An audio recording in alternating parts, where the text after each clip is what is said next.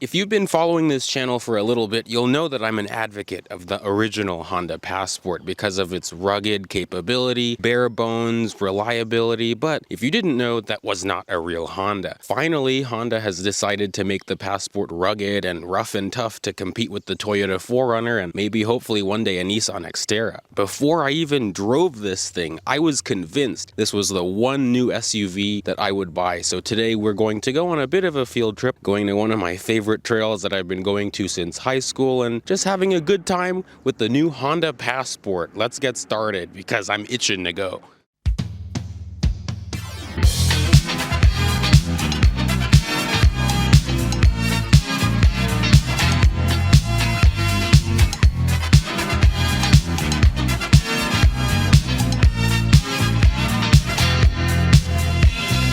This week I've been very happy because I've really been anticipating driving this thing. In particular, this one is a 2026 Passport TrailSport in Platinum White Pearl. The MSRP of this thing as it's sitting right next to me is $50,355. And I really have to give Honda a round of applause for making something look different than the Pilot. Part of me is also kind of expecting some of the internet buzz to find its way over here. People saying it's not a 4Runner, it's not a real truck, just like the Honda Ridgeline. But the reason why people buy these vehicles is because they don't want a real truck. They want something a little bit more comfortable for the road because, let's face it, most of us drive on pavement anyway. But again, regardless of how I feel about this thing, we cannot deny the facts. This thing is a unibody vehicle. It's on the same platform as the Honda Pilot, and you could even say the Honda Odyssey. This is based on a more recent version of Honda's light truck platform, so its drivetrain and suspension components are a little bit more up to snuff as well. Because this thing is a unibody vehicle, we don't have a solid rear axle or a solid front axle. It's four-wheel independent suspension. Honda does say that the TrailSport has off-road tuned suspension. It's a little bit taller,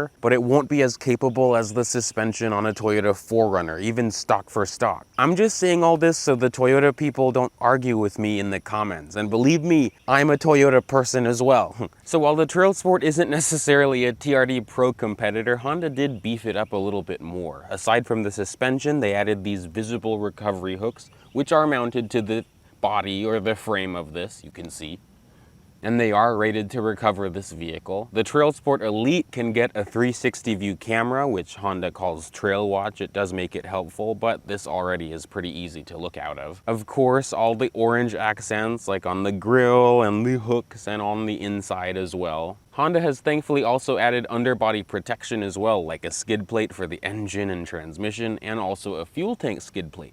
They really do come in handy because this thing does have an advertised 8.3 inches of ground clearance, but in particular the gas tank and its skid plate definitely hang a little bit lower under its belly. Honda also added larger 32-inch tires. In this case, they're General Grabbers. They were pretty decent on the trail. But otherwise, the TrailSport trim doesn't add anything like a locker or any mechanical advancements. These are already out of the box pretty capable. Of course, the Passport doesn't just come in this TrailSport trim. There are some more street-oriented versions of this as well. There's mainly three trim levels: the RTL, TrailSport, and TrailSport Elite. We start at the RTL, RTL Towing, RTL Blackout, TrailSport like this one, TrailSport Blackout, TrailSport Elite, and the TrailSport Elite Blackout. Of course, the Blackout trims have all white trim.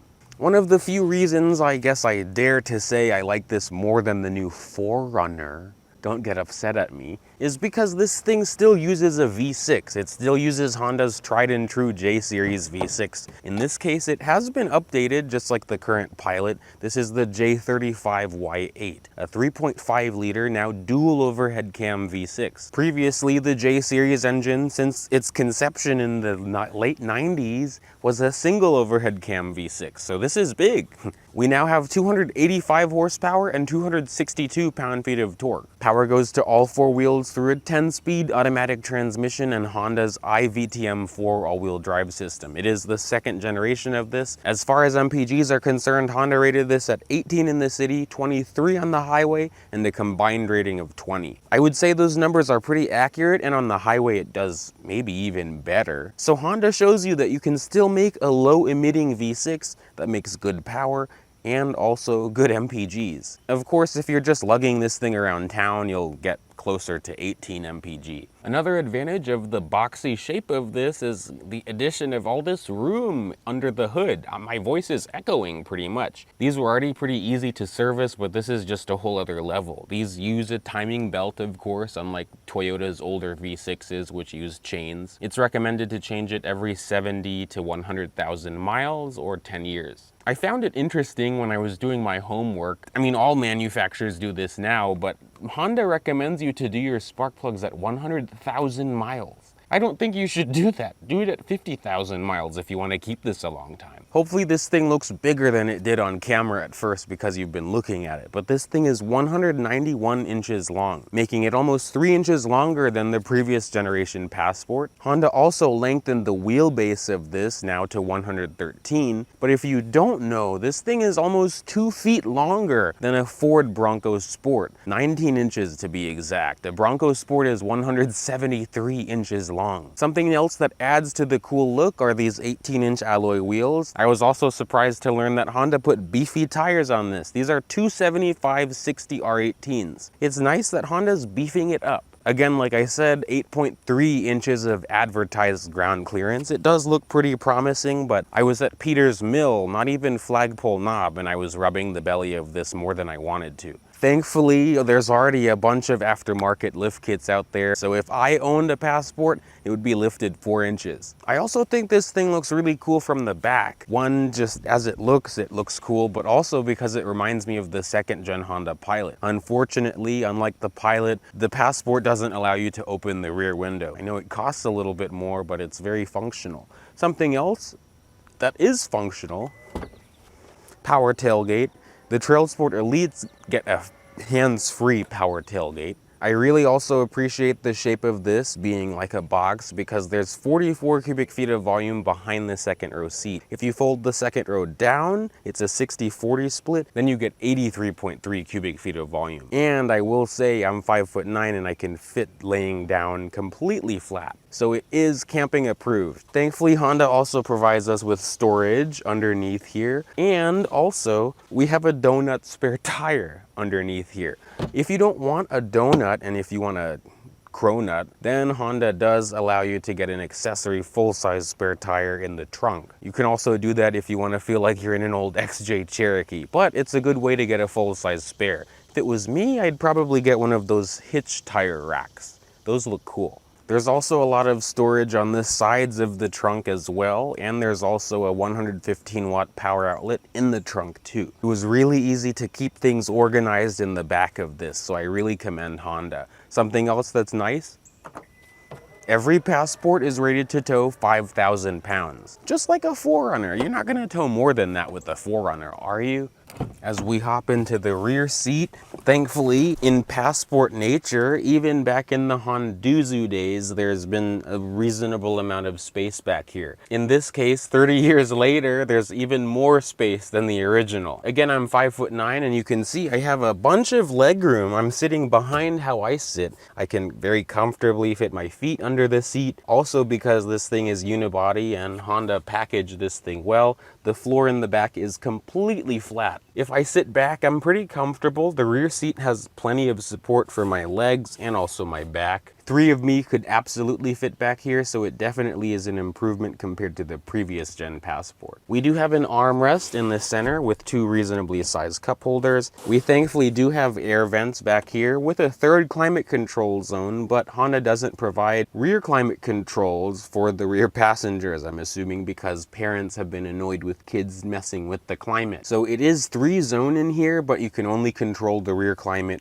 from the front. There is another 115 volt power outlet back here alongside 2 USB Type-C ports. Just like other Honda SUVs, there's cup holders in the doors, there's storage everywhere. It's just very well packaged. I have a bunch of headroom even though this has a pano moonroof, which I like as well. You'll definitely be more comfortable in the rear seat of a Passport compared to a 4Runner.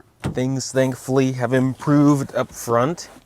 The outgoing Passport wasn't bad, but I did get a little bit bored of that interior just because we saw it since 2016 with the Pilot. If you're used to the current Pilot, it is very similar, but Honda wants you to know that you're in a Passport because it's spelled out right underneath the screen. First of all, because it's warm, we can start this thing. This is the key fob for the current Passport. It's Honda's current key fob. We have our lock, unlock, trunk release, remote start, and panic button. I had to make sure which one was on which side. But nice key fob, pretty small. But because of this, which is standard, all you have to do is keep this anywhere inside the Passport, put your foot on the brake, and then press the start button to go.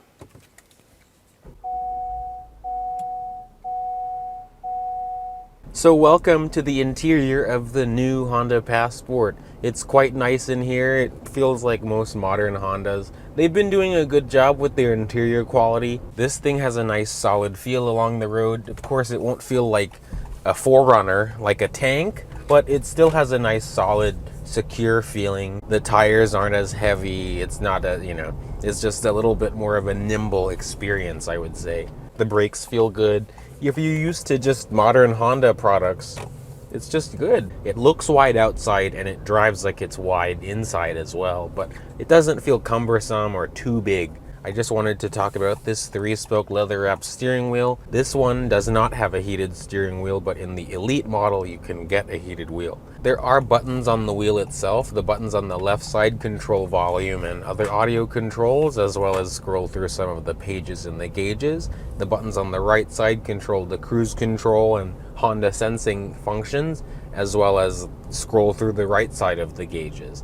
Speaking of the gauges, they're very easy to read. Just like the current Pilot, it's a fully digital display. Glare hasn't been too bad even with the moonroof open, so I don't have any complaints. Behind the steering wheel, you can see on the left side we have automatic headlights, but on the right side of the wheel we do not have rain sensing wipers in this normal TrailSport model. All Passports will have these paddle shifters behind the wheel, which do work relatively well, but again, you're driving a Honda SUV, so there's no need to be corner carving like that. In typical Honda fashion, the interior is well laid out. Everything is easy to find. Thankfully, things aren't buried into the screen. Like, we have this dual zone climate control up front, but like I said, it's tri-zone for the whole car. I really love that none of the climate controls require inputs from the screen, so it's all physical buttons and knobs.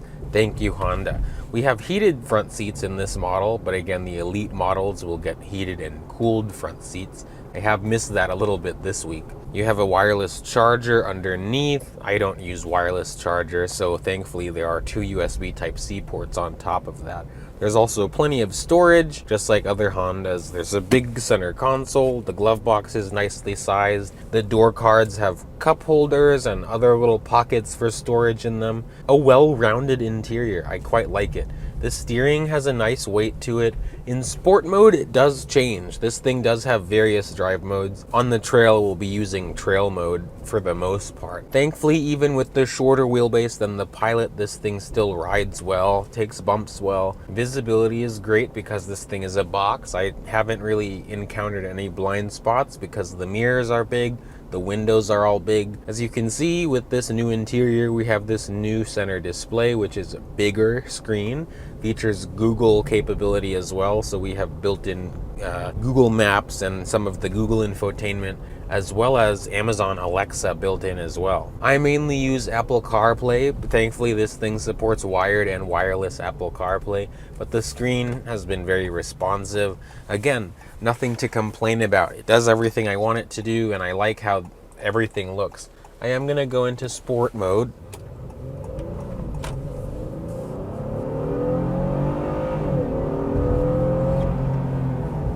You can see the J series has a nice sound to it. This vehicle has offered great daily driving power, great highway passing power. Like,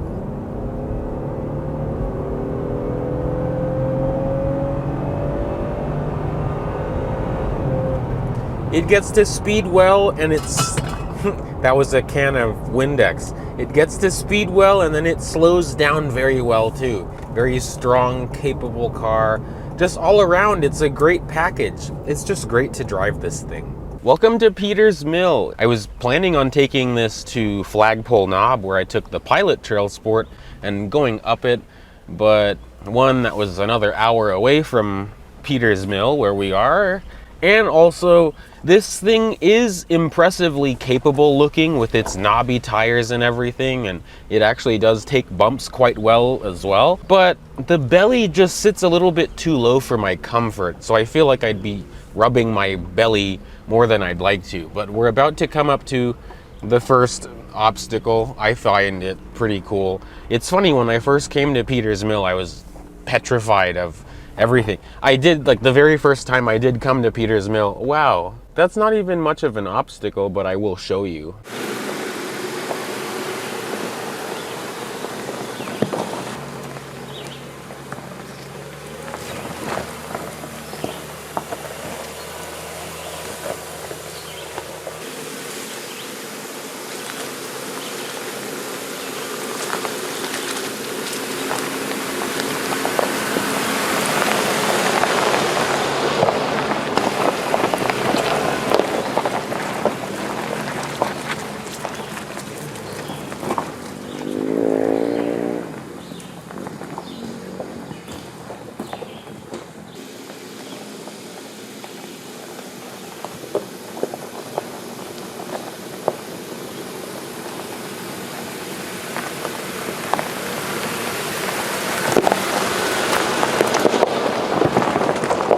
It seems like it's either been washed out or I don't know, but it's just not as treacherous as it once was. The suspension and tire combination actually works pretty well out here. I'm not getting jostled around.